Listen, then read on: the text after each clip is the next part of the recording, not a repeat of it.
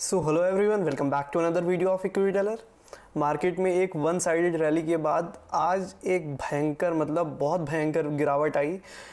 Nifty 500 point से ज़्यादा, Sensex 2000 point लगभग, निफ्टी बैंक भी 2000 पॉइंट लगभग। तो बहुत ज़्यादा जो कोविड केसेस का मैं इतने दिन से मुझे भी याद है आज भी कि स्पेशली मैं सिर्फ दो ही चीज़ की स्पेशली वीडियो बना रहा था इतने दिन से, कोविड के केसेस बढ़ते हुए उसके बारे में कि थोड़ा सा डिफेंसिव रहो।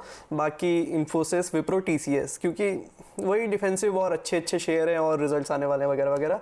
तो आज मार्केट में जिस हिसाब से कोविड केसेस इतने दिन से बढ़ रहे हैं और मार्केट इग्नोर करती चल रही थी, तो बहुत ऑब्वियस सी बात थी कि यार इतने ज़्यादा मैंने आपको याद करो, मैंने आपको एक ग्राफ दिखाया था कुछ दिन पहले कि कोविड के केसेस जो पिछले साल की पीक थी वो दोबारा से अचीव होती दिख रही थी और अब वो पीक भी सरपास हो चुकी है। एंड कोविड केसेस बहुत 2.25 लाख केसेस आज बढ़े हैं, तो बहुत ज़्यादा है ये, और डेथ रेट भी बहुत बढ़ गया है और रिकवरी रेट कम हो रहा है। तो टेंशन की बातें हैं। बाकी महाराष्ट्र में लॉकडाउन लगने की बहुत ज़्यादा संभावना है, बहुत ज़्यादा जोर शोर से बातें चल रही हैं न्यूज़ चैनल्स पे भी कि महाराष्ट्र में लॉकडाउन लगने की बहुत ज़्यादा चांसेस हैं। एंड फाइनेंशियल कैपिटल है तो दिक्कत की बात तो है ही। तो मार्केट में इतना ज़्यादा फॉल आया, इतने सारे शेयर्स गिरे, बहुत सारे शेयर जो आप लेना चाहते थे 10% के सर्किट, निफ्टी के शेयर्स हैं, टाटा मोटर्स और बहुत सारे शेयर हैं, लगभग 10% के लोअर सर्किट लगे हैं। तो जो 350-360 पे लेने को आतुर थे, टाटा मोटर्स जैसे दिग्गज और बढ़िया शेयर, उनके लिए ऑब्वियसली मौका है, घबराने की देखो ज़रूरत बिल्कुल नहीं है।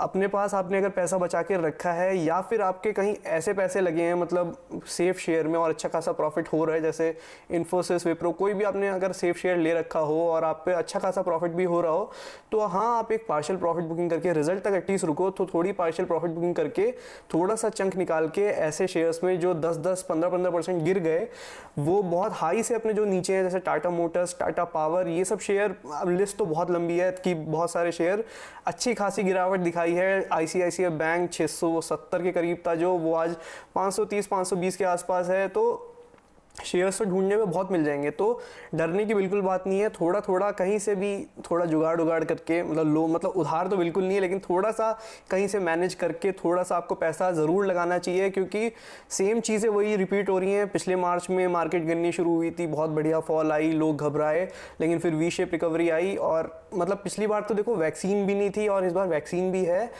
तो खैर आपको आपने एक पोर्टफोलियो अब थोड़ा थोड़ा बनाना शुरू करना चाहिए, अच्छी अच्छी कंपनी जो गिरी हुई हैं। तो ये जो रेड कलर है अपॉर्चुनिटी का कलर है। सबसे पहली बात, आपको अपॉर्चुनिटी ही देख के इसे समझना चाहिए, पैनिक बिल्कुल नहीं करना चाहिए।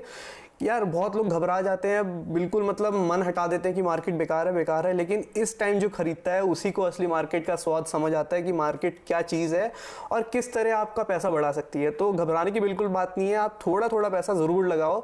आज जैसे इतनी तगड़ी फॉल आई तो आपको जैसे अभी देखो, ऐसा तो है नहीं कि अभी कल ही बढ़ना शुरू हो जाएगा, तो थोड़ी फॉल वॉल ऊपर नीचे चलेगा, लेकिन अभी थोड़ा सा एक बियरिश ट्रेंड में ही है, तो थोड़ा सा आप अब लेना शुरू कर सकते हो। तो खैर ऐसे गिरी मार्केट में भी आज एक कंपनी ऐसी थी जो 7, 7.5, 8% तक बढ़ गई लास्ट तक, शुरू से ही हरे में थी, पूरा फार्मा सेक्टर हरे में था। अब थोड़ा सा एक साल पीछे जाके देखो तो सेम चीज़ वही, एफएमसीजी बढ़ रहे हैं, आज तो नहीं बढ़ा, लेकिन जैसे पिछले साल आईटी कंपनीज थोड़ा सा रुकी हुई थी, थमी हुई थी, सेम चीज़ वही हो रही है कि मार्केट गिरी, लेकिन इन्फोसिस, क्योंकि बायबैक की न्यूज़ थी, ये सब था, इसलिए इन्फोसिस पे इतना ज़्यादा दबाव नहीं आया। बाकी जो फार्मा कंपनीज थी, डॉक्टर रेड्डी, सिप्ला, जितनी भी कंपनीज थी थोड़ी, सन फार्मा वगैरह भी आज रहने दे सकते हो, क्योंकि आज ज़्यादा सन फार्मा गिरा भी नहीं ज़्यादा, लेकिन बढ़ा तो बिल्कुल भी नहीं। तो जो मेजॉरिटी में फार्मा कंपनीज थी पूरे मार्केट में, अगर कोई बढ़ा था तो डॉक्टर रेड्डी, सिप्ला, ऐसी कंपनीज बढ़ी थी। जैसे पिछले साल हो रहा था वो इस साल भी हो रहा है। जो दवाइयों वाली कंपनी थी, जो डिफेंसिव शेयर्स थे, वही आज रैली में थे। तो जैसे डॉक्टर रेड्डीज शुरू से लेके आखिरी तक अच्छा खासा बढ़ रहा था, एंड लास्ट 2-2.5-3% बढ़ा हुआ था, एंड लास्ट के 15-20 मिनट में ही वो 7-8% तक बढ़ गया। तो ऐसा क्या हुआ डॉक्टर रेड्डीज में कि अचानक से शेयर में इतनी बढ़िया रैली आई? तो आज हम उसी के बारे में बात करने जा रहे हैं।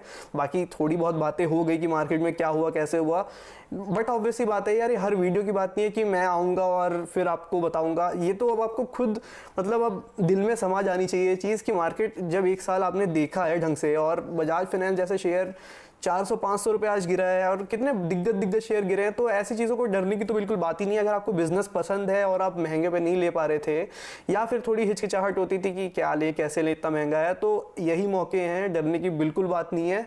बिल्कुल भी डरा मत करो मार्केट से। अगर डर के आगे बढ़ जाओगे और शेयर लोगे, थोड़ा एलोकेशन दोगे, तो अच्छा खासा प्रॉफिट होगा आपको।